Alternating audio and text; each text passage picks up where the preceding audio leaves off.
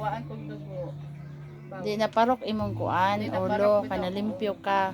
To cut the long story short, nangita ka pangwarta sa gawas. Nangita kong sideline, Sideline. para makakwarta ko masking gamay. Kapalit tala kong gatas Gatas. ba ni Junel, kumuha siya gatas, or ako bang pangalangan.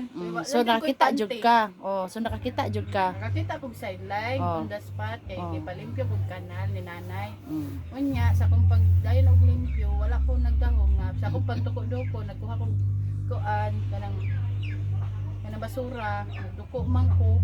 Nya, init naman kayo ito, mga alas 10 na, sa buntag. Sa akong pagduko, pag anak na ko, sa asa sa kong ulo na diretso kog anak. Naparok ka ba? Naparok akong agtag sa simento. Kay nawala nimo pananaw Wala kay akong tungod sa pananaw. kainit. Well, to, Kay syempre nangita mo kag kwarta so giagwanta jud mong init awas no. ako ang dugo. Okay ra man ang init kay makagwanta man ko ana ang nalipong lang di Mo gani isa man nakakuan madam kanang init kay madam. Isa pud na siya malipong ka. wala mo ko nagkasugod kay on the spot na mo kay panara ko dali ra So, human kay Nadyo ni kapalit ang tanan. Mo nang gingon na kanang nothing in life is for free. Kay kana na nga, gusto ka mangayog sin pero naay kapalit na limpyo. Nga ana ba? wala ko gipalimpyo ato sa sin kato Wala ka si gipalit. nanay kay anak mabayad man siya masking gamay lang. Oh.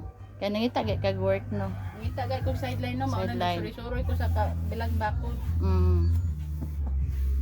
Yung mao man na disgrasya Pero at na least ako. na kuan ka, disgrasya ka, naparok ka pero na kay kwarta. Nakakwarta Oh, pero sarap gyapon sa pakiramdam. 100 ko. Oh, di ba? Sarap gyapon sa pakiramdam no.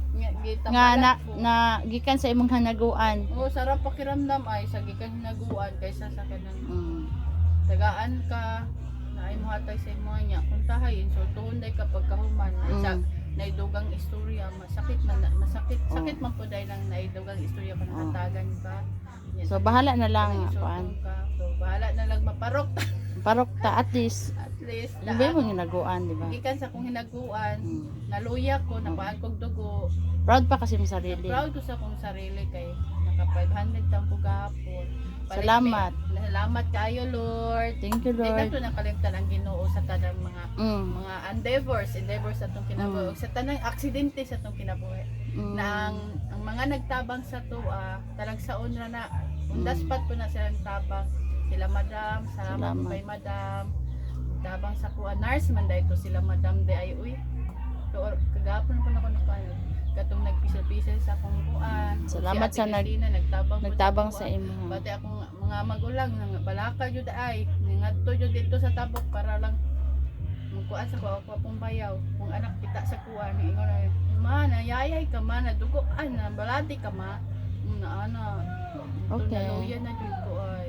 So, mas nindot yun na maningkamot kasi sa sarili Nindot kaysa yun na maghulat maningkamot ka. sa sarili, kaysa maghulat. Okay man ang maghulat ka kung nanghatag sa mo. Well, kuan po na blessing po na. Blessing. Sa Ginoo. Pero mas maayo jud kay kung Sarili. gikan sa imong hinaguan, masking gamay, proud ka. Thank you mo lang.